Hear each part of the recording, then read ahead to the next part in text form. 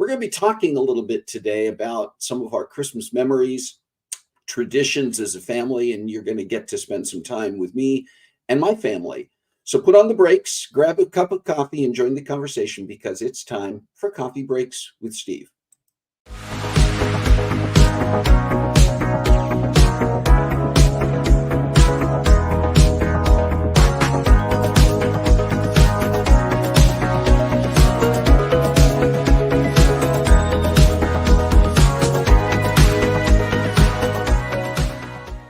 All right, listen, I want to, as I said before, get to our topic, which means I want to introduce our guests. And our guests today, this is a lot of fun for me because our guests are my immediate family. And so you get to, and all of them have been on Coffee Breaks before, and many of you know them personally. But just want to bring on my wife, Caryl, my son, Christopher, daughter, Karissa, and daughter, Chelan. So you get all five of us here. And if you're on mute right now, guys, you can go ahead and take yourselves off mute for a minute and just say hi. Hi. That was well timed. We all popped up right when you said our names. I think that was interesting the way that worked. You also all said hi at the same time, which I thought was cool. But that also portends what will be happening. That's all right. You can catch up later. What will be happening during this conversation, because our family is well known for being able to all talk at the same time and carry on multiple conversations and that type of thing. So we're just playing this by ear today, but we're going to talk about family traditions, and we want to hear about yours as well. If you're in on the chat, either live or you're tuning in later on, share your family traditions as we're talking about ours. I'm just going to start with my kids. And again, I'm not going to control the order of this. You can all, if you talk at the same time, I'm not going to stop you. You can't control the order of this. You cannot control the order of this, but yes, Caryl, you want to say cute. something? Mom's raising her hand.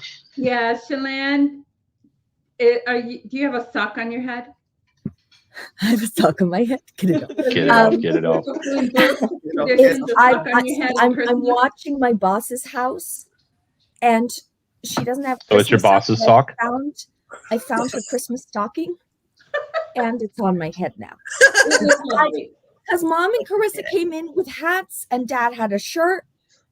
What am I supposed to do? So I have be an outsider with me. Yeah, Christopher is lacking in gear. You can no, put your guitar on your head or something. I have a green guitar here. You have a Grinch colored guitar. That's kind of a Christmassy color. Grinch guitar. That's a mean one. Bass guitar.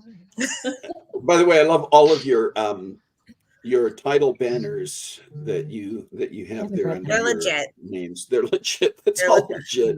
So for the kids, Christopher, Karissa, and Chelan, just kind of to start, what are some of your holiday memories growing up? What are some of the things that you remember that were sort of part of our traditions as you grew up?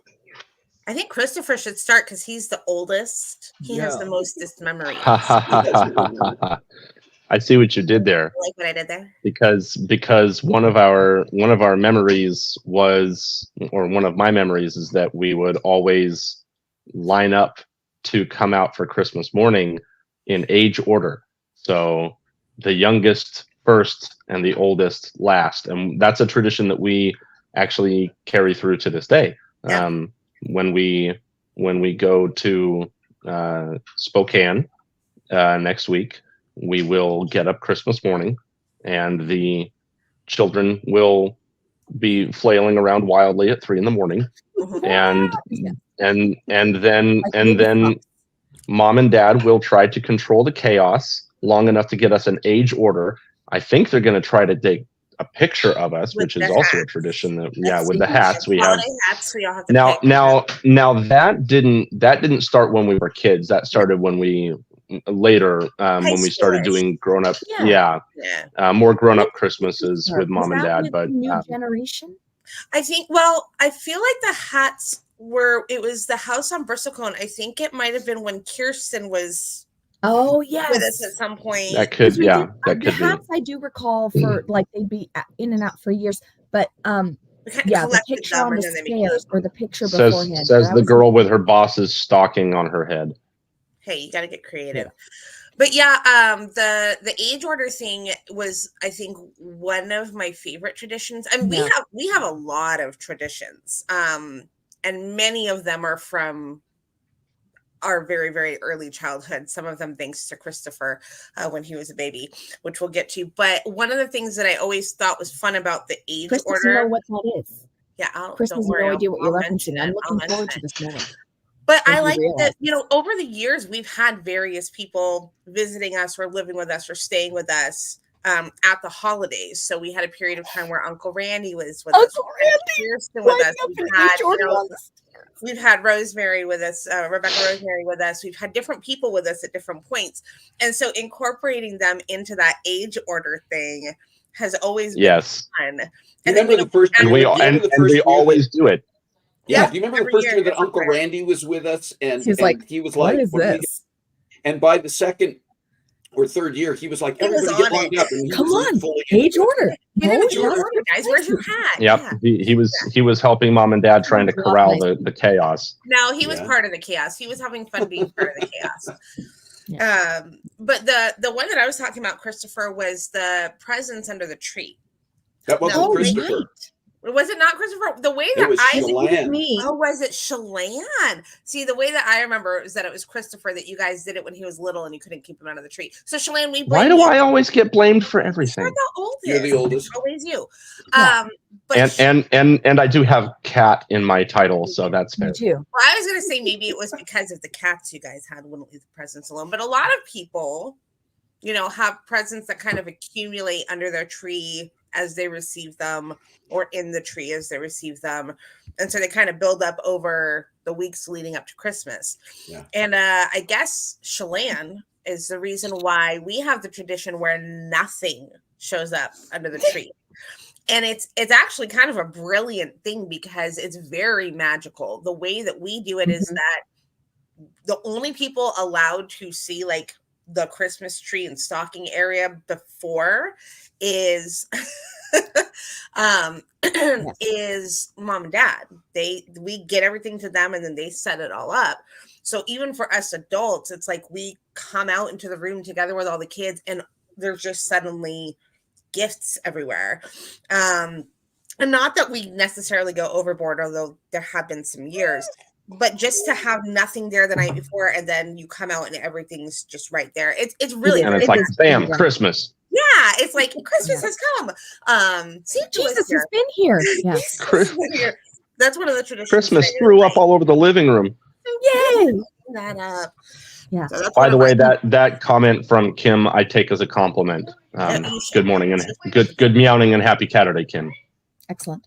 The other one I remember from that. So we've had some traditions that come and go. So there have been things like that I remember very, very fondly. Dad used to put sardines, not like, free, like reach in and free swimming sardines.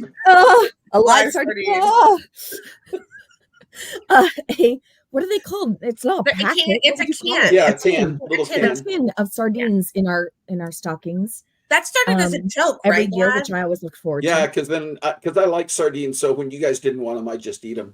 No, I always loved them too. So I'd be like, you this way. I still talk about a lifesavers booklet for the sardine tin.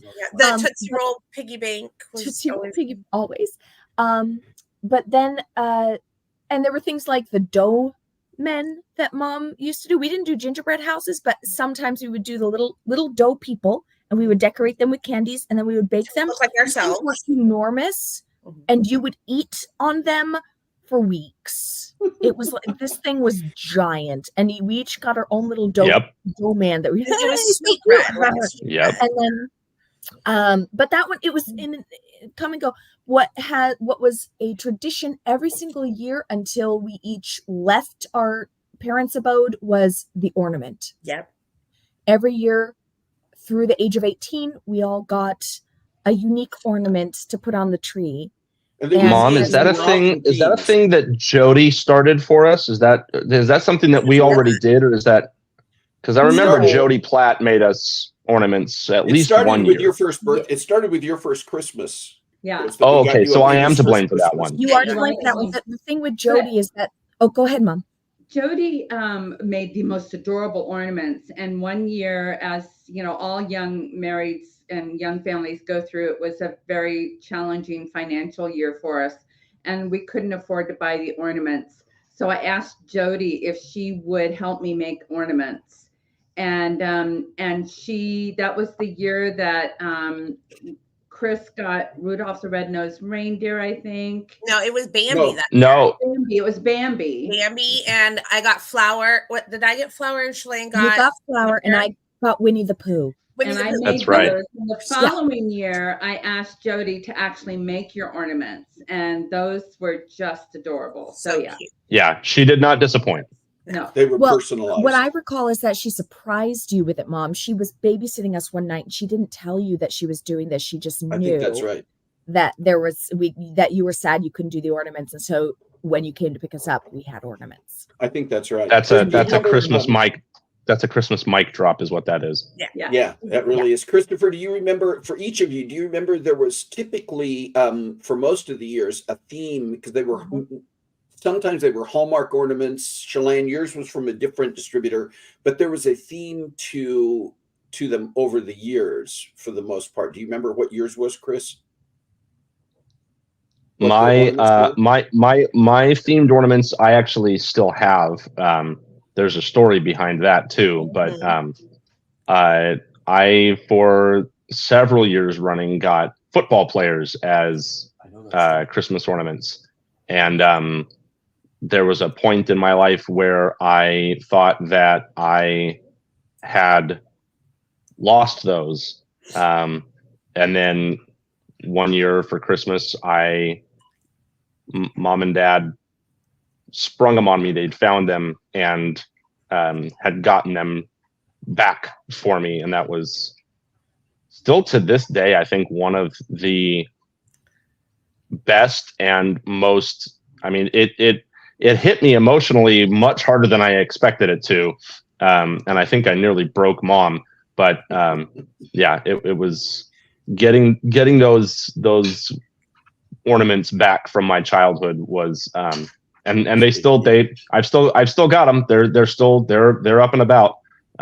They make an appearance every year in my home. So yeah, he just got them back a few years ago, and as an adult, he cried when he opened it up. It was the best thing ever. So sweet. It made my mommy's heart very happy. Mine were, I had three off and on. I had the Crayolas. Yeah. I had the little ice friends, which were like, they were like a little, like Alaska theme. So it was like a little girl with her igloo and her little animals. And then I had kitty cats because I was obsessed with kitty cats. I have to stop before we get to Chelan and point out the memory that Jerry Thompson shared that I put up here. I've heard of that as sometimes being done as a prank, like for newlyweds when they're on their honeymoon, that friends go in and think it's really funny to stock their kitchen but pull all the labels off the cans. I hadn't quite heard of it as a gift. I've only seen it as a rebellious act by children who are getting back at their parents. Yeah. No, this is. I'm taking notes on the down low back here. Yeah, no kidding. Chelan, what were your themes? The themed ornaments? The ones I recall are. Of course, the first Christmas ornament is just going to be a first Christmas ornament. It's going to be a bit different than all the others. But then I had Crayola for a while. Karissa and I each had a few Crayolas. And then then you guys got me Mary's Moo-Moos. Because you were into, and they have a little pun. Why did we do that? Because you were really because I was a cow. You were because I your love room cows. Was decorated in cow. My room was decorated in cows. She wore the same. I loved my Mary's Moo-Moos. She wore the same. Can we take a second to point out the fact that Crayola makes all these like presents? They make these edible gifts and things, and then you have to spend the rest of the year telling your children not to eat the Crayola crayons. That's confusing. That's confusing. That depends on the Christmas magic. Mom, what were you saying? I was going to say that one year for Halloween, when Chelan was just little, we dressed her up as a cow. We just got her black hoodie and sewed it. pants. You sewed And the spots I on. sewed little white And the horns.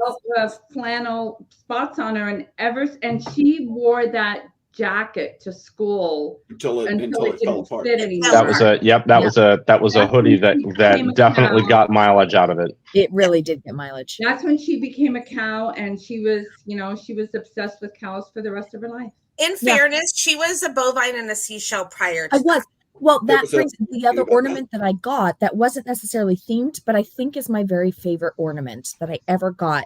I look forward to it every year. Even if I don't put up because I decorate my tree like Mom does with florals, but I'll go and look at my ornaments. And my favorite one is from when I think I was like 6 or 7, and it's a little turtle, and it's got its shell down, and it says on the shell, "Do not open until Christmas." And when you open it, it's a little sleeping turtle, and it's so cute. And I think it has Santa hat on. I love it. And every Christmas, once it was Christmas morning, at some point during the day, I would open the little shell.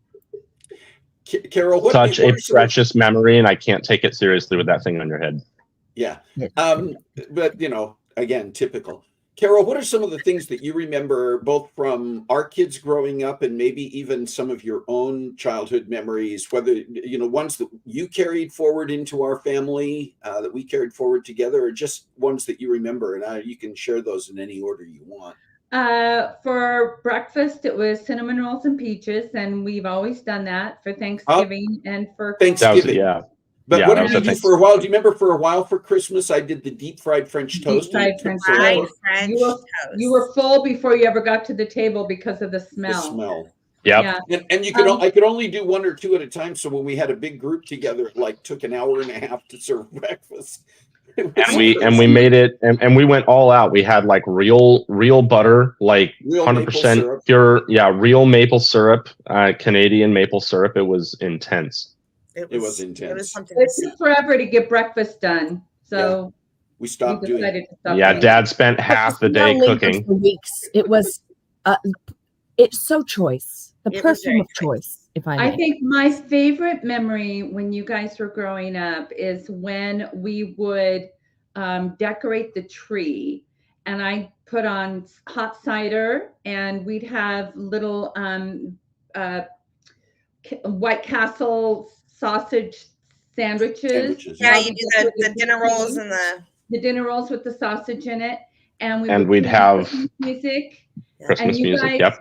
You guys would get out all of your ornaments that were individual to you, and you would go through and talk out loud about the memories about, I remember when I got this one.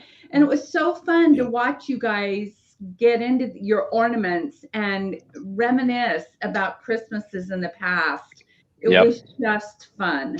And then it was, and then going back and watching, Mom and Dad go back and fix the tree because all the ornaments, 90% of the ornaments, were hung on the bottom 2 feet of the tree. But then as we got older, decorating, how we decorated became part of the festivities, because when we got how Chelan decorated? She just kind of took everything over. Chelan's I'm going to do eventually, in high school. When Mom started doing the florals, and when we started getting a fake tree, I was so against the fake tree because it didn't smell. So then Mom and Dad got smelly things to put in the tree, so at least it smelled. We only did a real tree a couple of years, didn't we?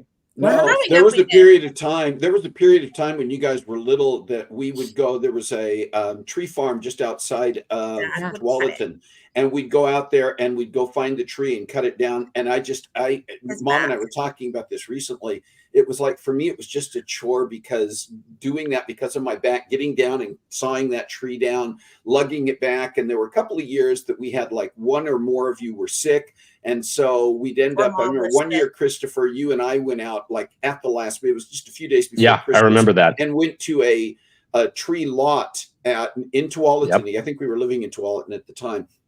I know what's coming. You know what's coming.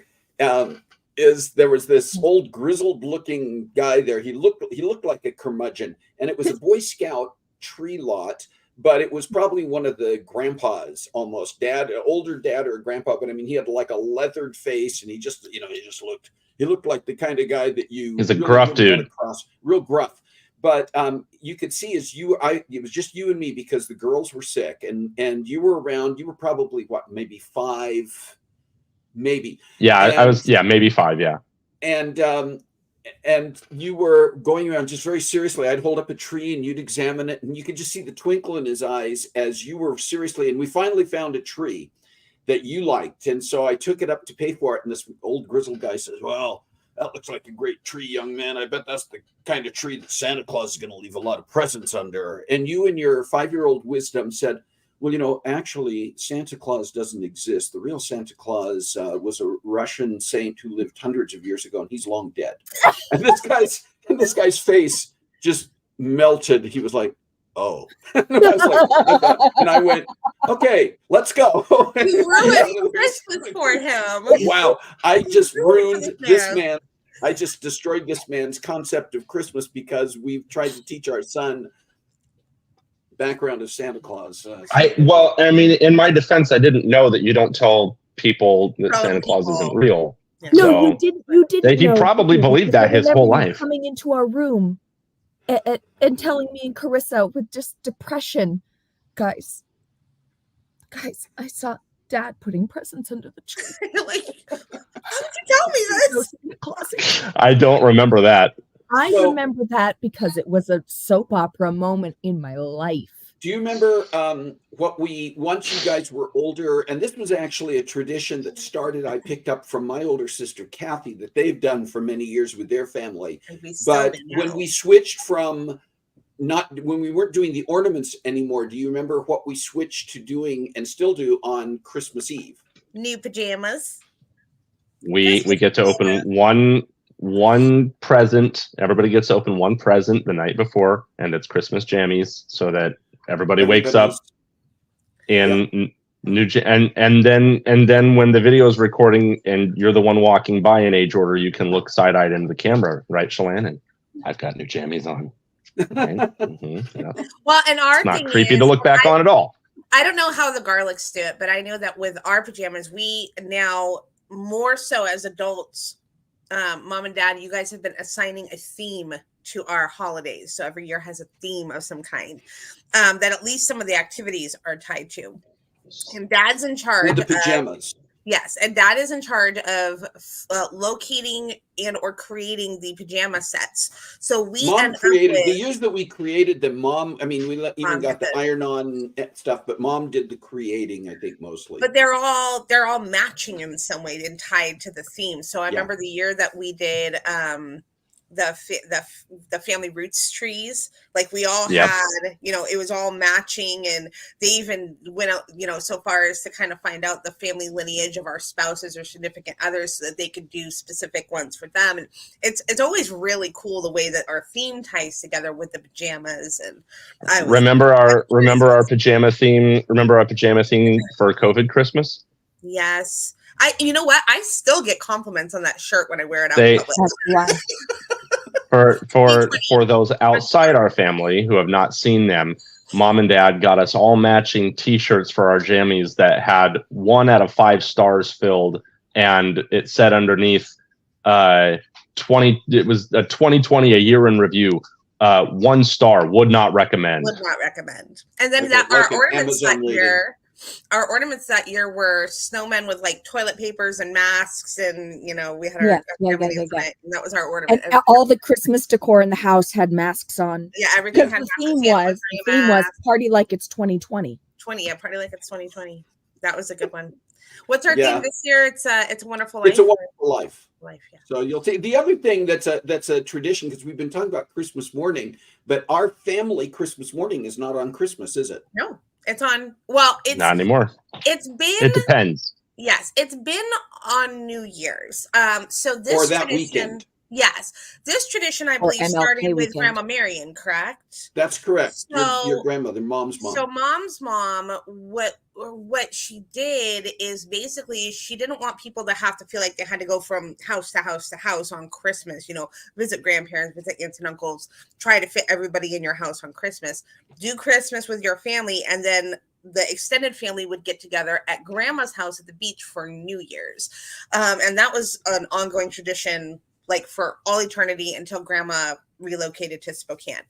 And so when we all grew up and moved out and did our things, it just made sense for us to continue that tradition with our family, doing Christmas where we're at, and then all converging upon mother and father's house for New Year's.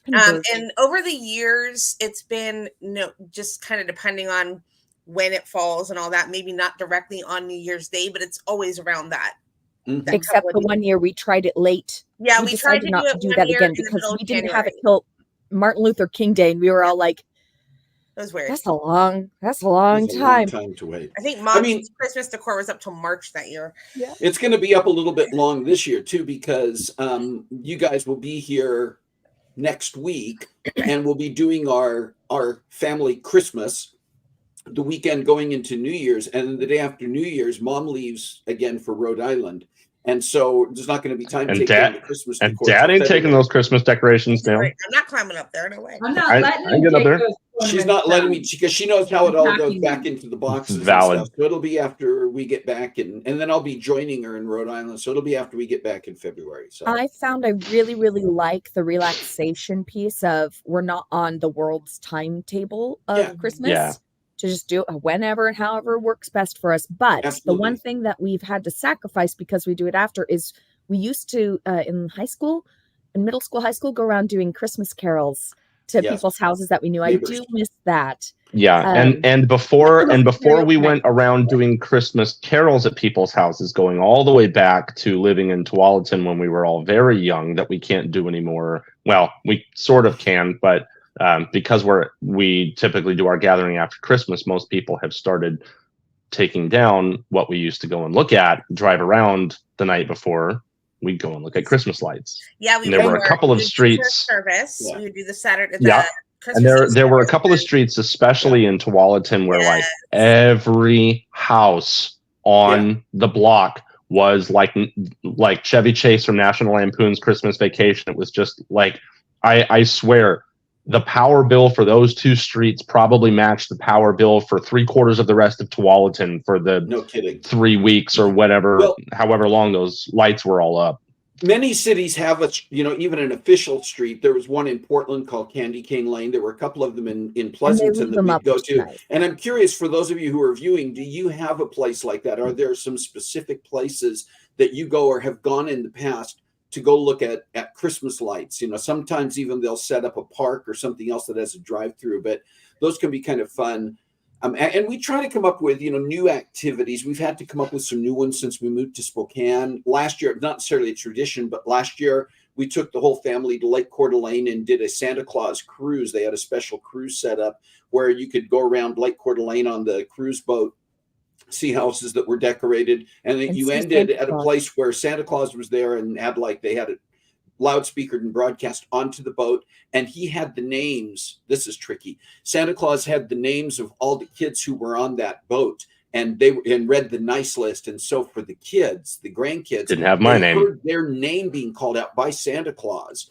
And so, some of those things are cool. I have specific ones. The age order thing actually started when I was a kid. And again, I think it was my sister, Kathy, who may have started this. But Kathy's the oldest, I was second oldest, and then Carla is the middle. And then we had Corey and Scott, who were several years later. And so we were already getting into preteen and teenage years, and Corey and Scott were still pretty little. And our bedrooms were upstairs. And so I think it was Kathy's idea that to come down, the youngest kids could come first, and they were the first ones to see the tree. And ours, it was like so many families. You were talking about the presents coming out little by little. My mom did that. We'd come home from school during the Christmas season after Thanksgiving, and each day there'd be 2 or 3 more presents under the tree. But on Christmas morning, the big difference was our gifts from Santa Claus were there, and they weren't wrapped. And so the very first thing you'd see under the tree were those gifts that were from Santa that were just sitting there out in the open. And so there was that moment of watching the reactions. My dad always had his 8mm movie camera set up with all the lights. We had to wait till he had everything set up. And so there are still in existence. I think my brother-in-law Rod has actually had some of our film that survived put on videotape. So somewhere there are actually some videos of us, me as a kid, our family as a kid, doing Christmas morning. So those are kind of fun to reminisce Mom and about. Dad, did you also do stockings growing up? And how? Yeah. And did you do them first like we do? Because we always do them where it's like you see. We always do stockings first. You're doing stockings always first. Ours always they didn't really have much typically in the way of tangible gifts. There was usually some candy and a piece or two of fruit, often like an orange or an apple or a tangerine or a banana or something. The fruit in there was a typical thing. And I think that goes back to, European traditions and stuff to have edibles in the stocking. And we actually do a version of that because you guys put chocolate oranges in our stockings. That's a tradition. Caryl, you were going to mention something. Yeah, the one thing that we have always done is when we were young marrieds, one of the tips we got for controlling costs at Christmas is that you just give 3 gifts because that's how many Jesus got.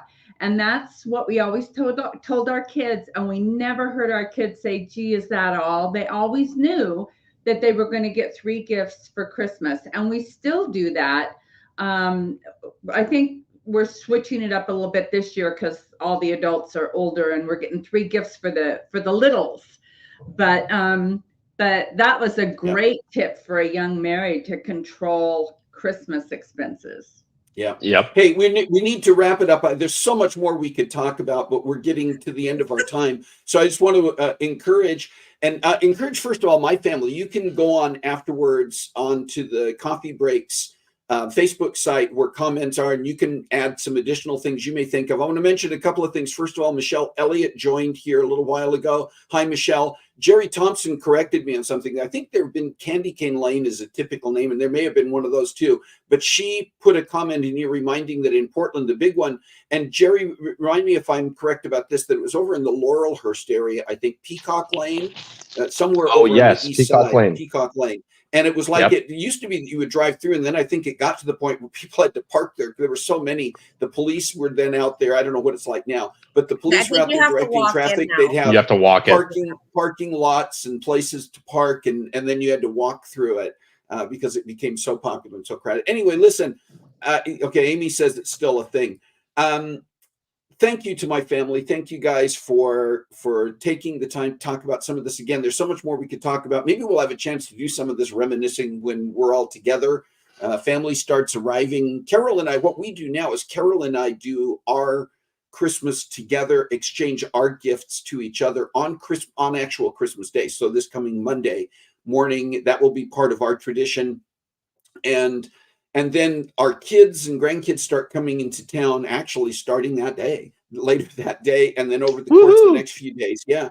And it's like the steady stream of families showing up. It's like some are flying in from outside the state, some are driving in from either in the state or outside the state, but driving. And so we kind of get this, and then we have this brief period of time of about 3 or 4 days when everybody's together, and then we start dispersing again.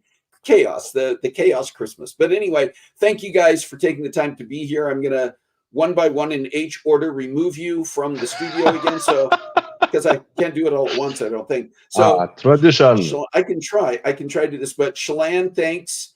Karissa, thank you. Christopher, thank you. Caryl, I love you.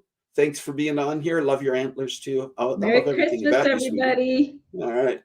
And listen, before we end our time today, I want to share a couple of things that are coming up. We have been off the air, going to be off the air again next week, because next Saturday morning, when we would be on here, is when our family is doing their Christmas morning all together, the extended family. But we will be back after that for several weeks in a row. And so I just want to share a little bit of what's going to be coming up in those next few weeks. First of all, nope, not going to be on next Saturday because, and there's that, they were talking about that picture we take every year, trying to get everybody lined up and trying to get expressions on everybody. Look at Jameson with the Snoopy hat. Anyway, getting everybody in the picture, but that's what we're going to be doing next Saturday. So appreciate that you give us those breaks to do that. But then the following Saturday, I'll be back. And I'm going to be sharing some highlights. We'll have some video moments and sharing highlights of Coffee Breaks with Steve over this past year, over the 2023 year, and some of our favorite moments with guests and topics, and just a little blips and segments of each. Do you remember when this happened? And then a few weeks out, January 13th, we're going to be talking about how we as generations, sometimes, whether it's the workplace or socially or just within our families, we just kind of, they don't get it. We have that they don't get it moment. We're going to have an author by the name of Hayden Shaw, one of my favorite authors and books from a business perspective, Sticking Points, that talks about the generational disconnects and ways to overcome them in the workplace. And he's written another book called Generational IQ, which deals with how we handle that in social settings and even in church settings. So Hayden is going to be with us on the 13th. And then January 20th, we have a return guest. Craig Carruthers is going to be back with us. Musician, singer, songwriter, was on a couple of years back, and he's going to be back to update us on some of the things that he's doing. And it's always a fun conversation with Craig when we can get together and reminisce and catch up. Remember that we are on podcast sites and on YouTube. And if you haven't already, make sure that you go to the YouTube channel for Coffee Breaks with Steve, subscribe, and like the videos that are on there. Even if you watch them initially on Facebook, that helps us get that out to more people. And when we get it out to more people, it's not so much so I can promote myself, it's so that the guests that we have on, the topics we talk about, more people have an opportunity to see and hear those. So appreciate you doing that. All right, listen, it's been a fun time. You guys have been great. I want to continue to hear from you as well. If you tuned in live today, several of you put stuff on there about your own family traditions. Continue to put those comments up there on the Facebook site. Or if you're watching on YouTube, you can make comments there as well. And if you're tuning in later to watch this, thank you for taking the time to do that. And please do include your comments and be part of the conversation as well. Once again, thank you so much for being here. I want to wish everybody a Merry Christmas, a Happy New Year. I hope that you stay safe, healthy, and find lots of peace, joy, and love over this holiday season and in the weeks and months ahead. God bless you. Have a great week. Remember, you can find a way to make a difference in your world this week. And with the holidays, a great opportunity to do that. Take care, and we'll see you soon.